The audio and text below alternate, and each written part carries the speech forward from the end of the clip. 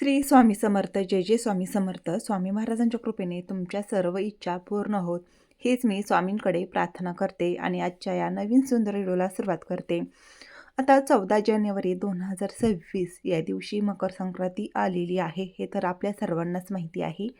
तर यावर्षी संक्रांत आणि षटतिला एकादशी ही एकत्र योगायोग जुळून आलेले आहेत. तर या दिवशी षटतिला एकादशी आल्यामुळे या तिथीचा दुप्पट संगम झालेला आहे. दुप्पट सेवा करण्यासाठी हा दिवस आपल्याला मिळालेला आहे. बघा, या दिवशी आपण षटतिला एकादशीचं व्रत कसं करायचं आहे, उपवास कसा करायचा आहे, त्याचबरोबर देवांना सुद्धा नैवेद्य दाखवावा का, आणि सर्वात महत्त्वाचं, सुवासिनी महिलांनी संक्रांतीच्या दिवशी संक्रांत व एकादशी एकत्र आल्यास आपण काय करावे याबद्दलची सविस्तर माहिती व्हिडिओमध्ये सांगणार आहे.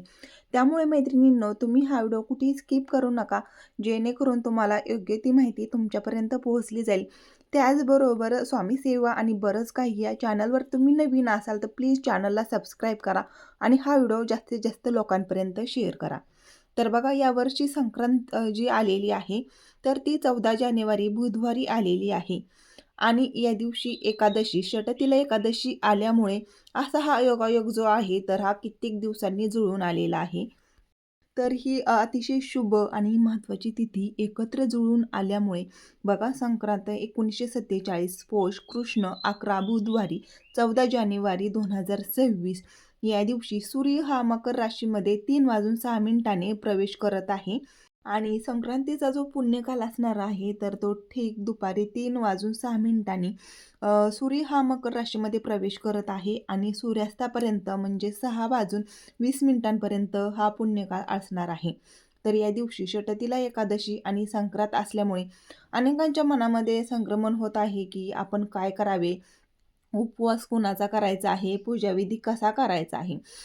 तर बघा, या दिवशी आपण काय खावे, काय खाऊ नये, दान काय करावे, तर याची सविस्तर माहिती पुढे पाहणारच आहोत. तर संक्रांत म्हणजे काय, तर संक्रांत म्हणजे तर सूर्य हा एका राशीतून दुसऱ्या राशीमध्ये जाण्याचा दिवस, म्हणजे सूर्यदेव हा मकर राशीमध्ये प्रवेश करतो. तर ह्याच दिवसाला संक्रांत असे म्हणतात. तर या दिवशी दानधर्म करावे, तिळगुळ वाटणे याला खूप महत्त्व असतं. या दिवशी श्रीहरी भगवान विष्णू, म्हणजे बघा, एकादशी ही तिथी जी आहे तर श्रीहरी भगवान विष्णू आणि विठ्ठलाला समर्पित असते. त्यामुळे तुम्ही बघा, मकर संक्रांतीच्या दिवशी सकाळी अगदी ब्रह्ममुहूर्तावर उठायचं आहे. दोन्ही हात जोडून तुम्हाला श्रीहरी भगवान विष्णूंचं नामस्मरण करायचं आहे.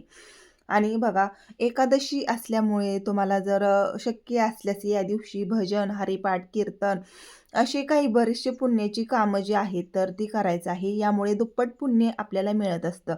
तर या दिवशी सकाळी लवकर उठून अंघोळीच्या पाण्यामध्ये तीळ टाकून स्नान करायचं आहे. त्यानंतर तुम्हाला बघा, सूर्याला अर्घ्यसुद्धा द्यायचं आहे. या दिवशी सूर्याला आपल्याला जल अर्पण करायचं आहे, हे आवर्जून करायचं आहे. सर्वात महत्त्वाचं म्हणजे सर्व दानधर्मातील हा एक जो धर्म आहे, तर सूर्याला आपल्याला जल अर्पण करायचं आहे. त्यामुळे तुम्ही तांब्याच्या पाण्यामध्ये थोडंसं हळदी, कुंकू, लाल कलरचं फूल, थोडे अक्षदा, तर हे जे पाणी आहे तर हे सूर्यदेवाला आपल्याला जल अर्पण करायचं आहे. आणि जल अर्पण करत असताना तुम्हाला जो एक मंत्र सांगत आहे तर तो मंत्र म्हणायचा आहे, ओम आदित्याय विद्महे मार्तंडाय धीमहि तन्नो सूर्य प्रचोदयात. तर असा हा मंत्र जो आहे तर तुम्हाला सूर्याला जल अर्पण करत असताना म्हणायचा आहे. त्यानंतर तुमच्या देवघरातील विधिवत देवांची पूजा करायची आहे. संक्रांत आहे, संक्रांतीच्या दिवशी तुम्हाला बघा एकादशीसुद्धा आल्यामुळे श्रीहरी भगवान विष्णू यांना अभिषेक घालायचा आहे. त्याचबरोबर तुमच्या देवघरामध्ये विठ्ठल रुक्मिणीची मूर्ती असेल तर मूर्तीला सुद्धा तुम्हाला स्वच्छ पाण्याने, दह्याने, दुधाने अभिषेक घालायचा आहे. त्यानंतर तुम्हाला सुगड पूजन करायचं आहे. तर संक्रांत आणि षटतिला एकादशी असल्यामुळे षटतिला एकादशीचं व्रत कसं करायचं आहे. बघा, ज्या ज्या महिलांना, ज्या लोकांना एकादशी तिथी आहे तर त्यांनी एकादशीचं व्रत पाळायचं आहे आणि ज्यांना एकादशी नाही तर त्यांनी आपले जे काही अन्नपदार्थ आहेत तर ते खायचे आहेत. तर षटतिला एकादशीचं व्रत करत असताना तुम्ही खिचडी, दूध, फळे या अशा गोष्टी तुम्ही खाऊ शकतात. बाकी मग ज्वारी, बाजरी, गव्हाचे अन्नपदार्थ हे तुम्हाला टाळायचे आहेत.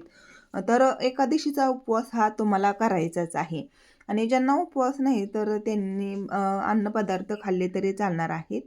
तर देवांना या दिवशी नैवेद्य दाखवावा का, तर बघा या दिवशी पुरणपोळीचा नैवेद्य प्रत्येकाच्या घरामध्ये केला जातो. तर प्रत्येकाच्या घरामध्ये हा नैवेद्य जो आहे तुम्ही सर्व देवांना हा जो नैवेद्य असणार आहे तर तो दाखवायचा आहे. पुरणपोळीचा नैवेद्य तुम्हाला दाखवायचा आहे. आणि पुरणपोळीचा नैवेद्य दाखवत असताना तुम्हाला बघा या दिवशी श्री भगवान विष्णू आणि भगवान विठ्ठलाला तुळशीपत्र आवर्जून या दिवशी अर्पण करायचे आहेत. त्याचबरोबर या दिवशी म्हणजे एकादशीला तुळशीला पाणी घालू नये.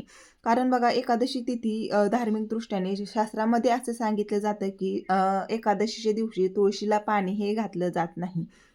नंतर आपण जे काही सुगड पूजन आहे तर ते करायचं आहे.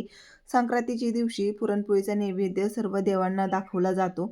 मग सर्व देवांना नैवेद्य दाखवत असताना प्रत्येक नैवेद्यावरती तुम्हाला तुळशीपत्र हे आवर्जून ठेवायचं आहे. तर हे जे तुळशीपत्र असणार आहे तर हे तुम्हाला आदल्या दिवशी तोडून ठेवायचं आहे. त्यानंतर बघा तुम्हाला जर मंदिरामध्ये ववसायला जायचं असेल तर मग दुपारी 3 वाजून 6च्या नंतर मंदिरामध्ये जावे. कारण संक्रांतीचा जो पुण्यकाल असणार आहे तर 3 वाजून 6 मिनिटांपासून ते सूर्यास्तापर्यंत असणार आहे. परंतु जे मंदिरामध्ये ववसायला जात नाही आणि एकादशी असल्यामुळे बघा तुम्ही या दिवशी विठ्ठल रुक्मिणीच्या मंदिरामध्ये सुद्धा आवर्जून ववसायला जायचं आहे. बघा खास करून महिलांनी राम मंदिर असेल, विठ्ठल रुक्मिणीचं मंदिर असेल, गणपतीचं मंदिर असेल, पण खास करून तुम्हाला विठ्ठल रुक्मिणीच्या मंदिरामध्ये ववसायला जायचं आहे. जरी तुम्हाला विठ्ठल रुक्मिणीच्या मंदिरामध्ये ववसायला जाणं शक्य नसेल तर मग तुम्ही घरच्या घरी विठ्ठल रुक्मिणीला सुद्धा ववसू शकता. त्यानंतर बघा या दिवशी आपल्याला कोणती कामे करायची आहेत, कोणते दानधर्म करायचे आहेत. कारण संक्रांत आणि एकादशी एका दिवशी आल्यामुळे दानाचे महत्त्व हे दुप्पट वाटते आणि पुण्यसुद्धा आपल्याला दुप्पट मिळत असतं. त्यामुळे तीळदान करावे, गुळदान करावे, गरिबांना वस्त्रदान करावे, वृद्धांना, गरजूंना ज्या काही अन्नदान जे आहे तर ते करायचे असतात. बघा हिवाळ्यामध्ये खूप थंडी पडलेली आहे तर तुम्ही ब्लँकेट, स्वेटरसुद्धा दान केल्याने तुम्हाला सूर्यदेवाचे विशेष आशीर्वाद मिळत असतात. कारण मकर संक्रांतीचा सण हा दानधर्म केल्याशिवाय अपूर्ण मानला जातो. त्याचबरोबर संक्रांतीच्या दिवशी तुम्ही ते दान हे अवश्य करायचे आहे. यामुळे आपल्या संपत्तीमध्ये वाढ होते. त्याचबरोबर आपल्याला सन्मानसुद्धा आपला वाढत असतो. तर या दिवशी काय करू नये? तर बघा या दिवशी तुम्ही मांसाहार, मद्यपान, घरामध्ये भांडण-तंटा करू नये, खोटे बोलणे, कुणाची निंदा करू नये, हे सर्व टाळावे आणि जास्तीत जास्त या दिवशी तुम्हाला विठ्ठलाचे नामस्मरण करायचं आहे. कारण 2026 मध्ये असा एक शुभ मुहूर्त जुळून आल्यामुळे बघा एकादशी आणि संक्रांत असल्यामुळे आपण जे काही शुभ फळ करत असू तर त्याचं दुप्पट फळ हे आपल्याला मिळत असतं. त्यामुळे मैत्रिणींनो हा जर व्हिडिओ तुम्हाला आवडला तर नक्की व्हिडिओला लाईक करा, शेअर करा आणि असेच माहितीचे व्हिडिओ पाहण्यासाठी चॅनलला प्लीज सबस्क्राईब करा. धन्यवाद.